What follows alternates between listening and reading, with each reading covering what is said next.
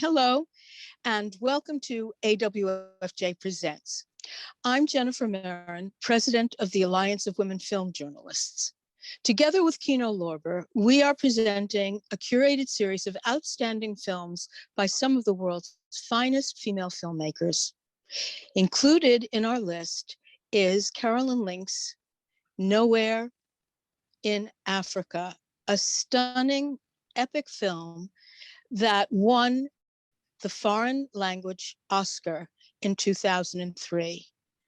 Carolyn Link is one of the finest and most respected contemporary German filmmakers.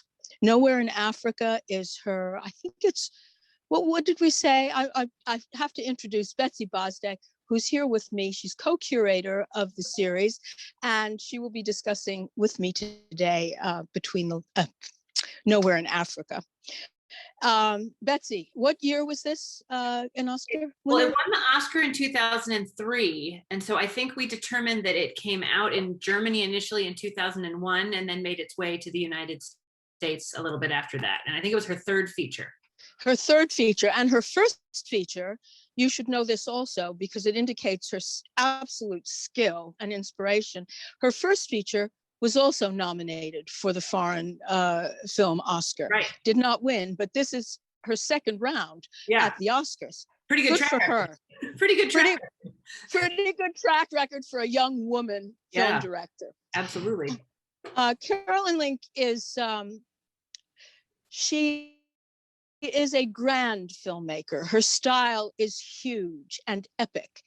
And Nowhere in Africa is an epic film. It's the tale of a German Jewish family who fled Germany just before the Nazis really started heavily persecuting the Jews.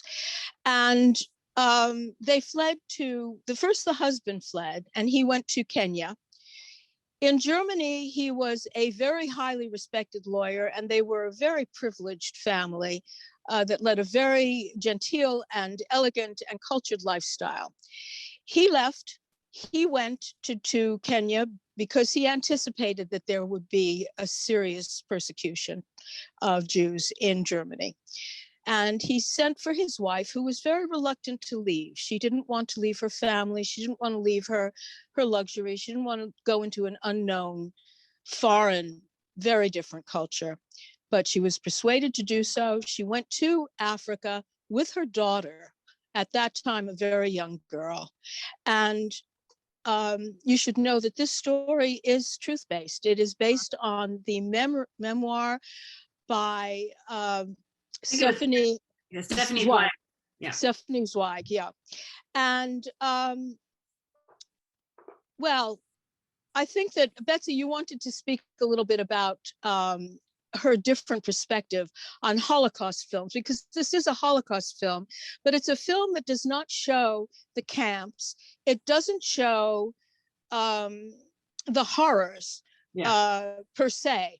And yet you get a feeling of how the Holocaust impacted this particular family. So, well, I think, you know, we were talking about, leading up to this, we were talking about, you and I both recently watched Carolyn Link's most recent film too, When Hitler Stole Pink Rabbit, which is upcoming in the United States now.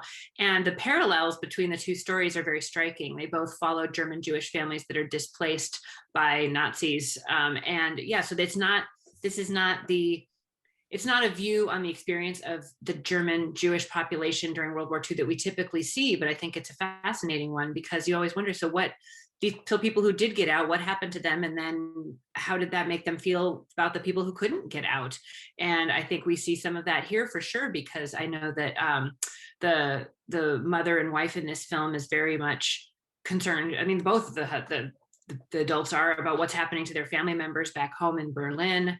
And they are very, she's kind of in denial, like, oh, you dragged me to this place and I could be home living the life. And he said, no, I told everyone to get out, and it's not, so he's definitely got that survivor's remorse, survivor's guilt, survivor's concern, and is feeling like he wished he could have done more. And she just misses the teas and the dresses at first, and then realizes that I think he made the right call. And I think it's very interesting that Caroline Link has made these two films about, both based on books, which were both based on true stories, although When Hitler Stole Pink Rabbit was based on a children's book that the author wrote based on her own experiences as a child, about displaced families trying to find a new place in the world that continually sort of tells them they're not welcome. Yeah, and it's so interesting because what Caroline Link does, actually, we've got three in Nowhere in Africa. We have three, or actually four, I think, main characters: the husband, the wife, the little girl, and a servant, a male servant who's the cook, Orwa, his name is, who really helps them to survive. At first, he saves the husband, Walter, from malaria. He cures him. And then when the wife arrives, he is trying to accommodate her.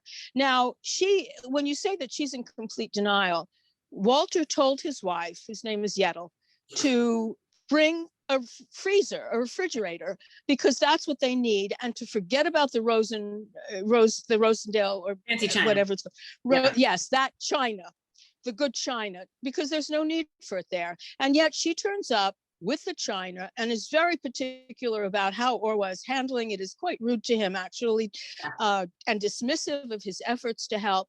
And then, okay, we have the little girl who, the minute she sees Orwa, is completely taken with him, fascinated, accepts him, embraces him, jumps on him, and they bond. And the bond between them lasts forever.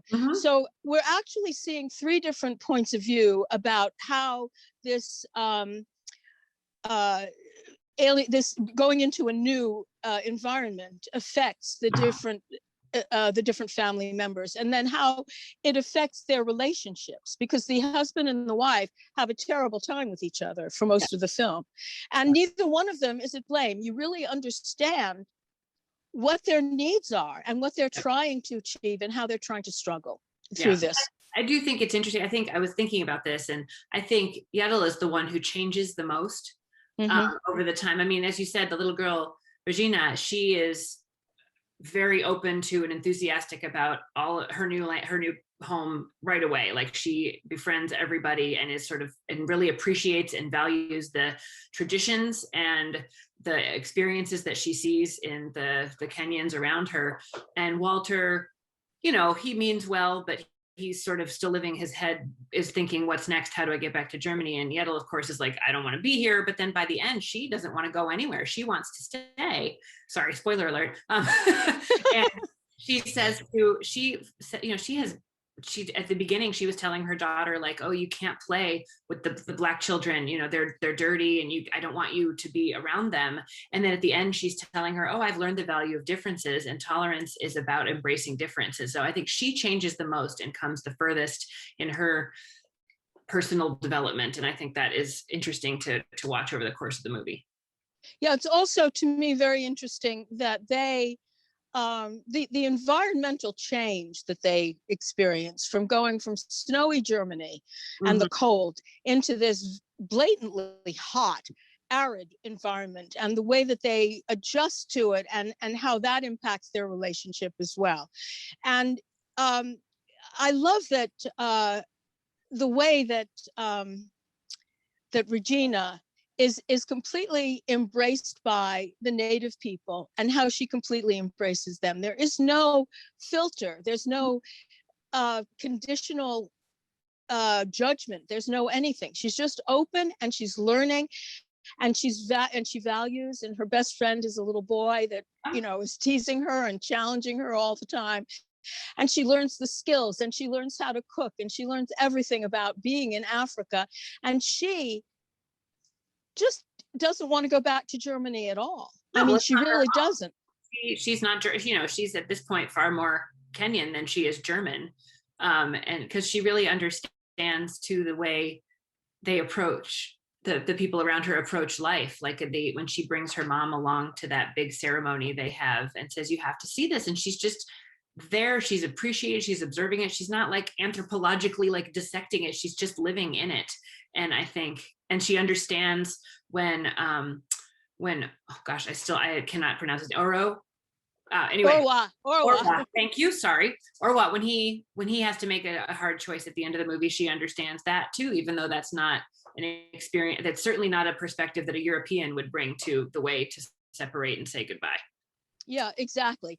It's also very interesting that they, as foreigners, experience a kind of a double alienation, because initially they're there. He is doing a job that is a great deal. It's menial compared to what he was doing in Germany, where he was a highfalutin judge in a court, and now he's a farmer who's employed by a British gentleman who is there.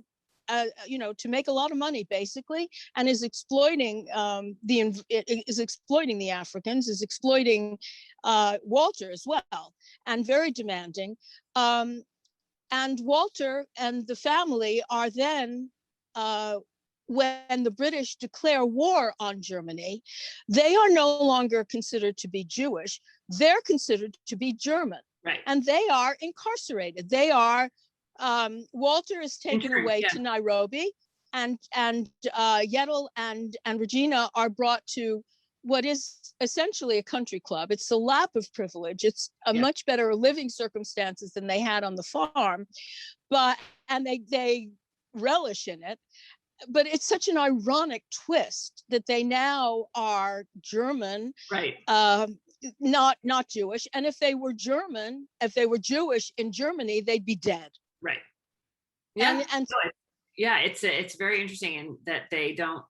That it shows a lot about the nature of, I think, prejudice and persecution in this movie, because they are fleeing a country that is persecuting them, and then they come and turn around, and especially Yettel in the beginning is pretty darn racist toward the African people, and very intolerant and very condescending, and I think it just shows how. But as you point out, Regina never is, and it's that whole how much of what is learned, nature, nurture, all those things come into play here, I think, as we watch their experiences. Yeah, I think also very interesting that after Walter is saved from malaria by Orwa, he has a kind of an epiphany in a way. He gives Orwa his judicial robe as a way of saying thank you. And Orwa doesn't want to take it at first, because he understands that this is the mark of honor. This is the mark of, if you will, smarts in the German context and of Walter's life.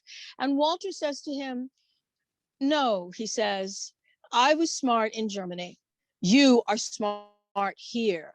You're the one who knows. You are my teacher here. And I need to, and I want to and need to honor you. And that is how he proceeds now, always, to learn the language, to try and communicate, to follow through. So it's big learning curves for everybody in this movie. And a constant shift of perspective, which I find quite fascinating. You never settle on knowing, on having one of the major characters be the one to present what the point of view is of this film. It's constantly shifting. Yeah, well, it's interesting because Regina is the narrator, but there are parts that happen when she's not there, and so you wonder, I'm assuming that she is the character, Stephanie Zweig's memoir was told from that she was the daughter. I haven't read the book, but I will assume that that's the parallel. And so maybe she, knew her mother's story, but it's always interesting to watch that in a film where someone is narrating something that they're not present for. Especially the scenes later on with Yettel, where she is on her own, but much more comfortable being on her own and experiencing other choices while Walter is not there. I think it's really interesting that it's a very, it's an intimate family story, but it's set against this epic backdrop, both in history and in landscape. I mean, we were talking about how it was an ambitious film for Caroline Link to make. Hugely ambitious. And the cinematography, it is so skillfully done. It's just magnificent. I mean, the shifts of perspective, where you are really close in on the family, on facial reactions on just, it's so intimate and so close and really quiet and impactful. And then you have these massive, beautiful landscapes, both in Germany and in Kenya, and the shots of the wildlife and the scene. Oh, and there are also, I mean, talk about epic. I mean, there are scenes in this that are positively biblical. There's a locust infestation that is really shocking and stunning. And actually, it is a biblical reference, and the effect that it has on the family is that it brings them together in a very crucial and critical way. So, you know, this film is one that you can watch over and over and over again, and you'll see something different in it every single time. It's nonstop entertainment, nonstop engagement, nonstop inspiration, as far as I'm concerned. I've watched it several times now, and I know that I will watch it again. Yeah. Well, I hadn't seen it in quite a long time, and then rewatched it again recently, and there was a lot of nuance and a lot of detail that I was glad to be refreshed on. And then, of course, all of that leads up to the fact that we were talking about, it's somewhat inconclusive in where it leaves off. You almost feel like there's room for a sequel. Like, what happens when they get back to Germany? I would love to know. I know. Well, I mean, it does say that he goes back and he becomes a judge in Frankfurt, and he and Yettel have a great debate about that, because she does not want to go back, and she said that Nazism is not dead because the war's over. These are the people who killed our family, and she still feels.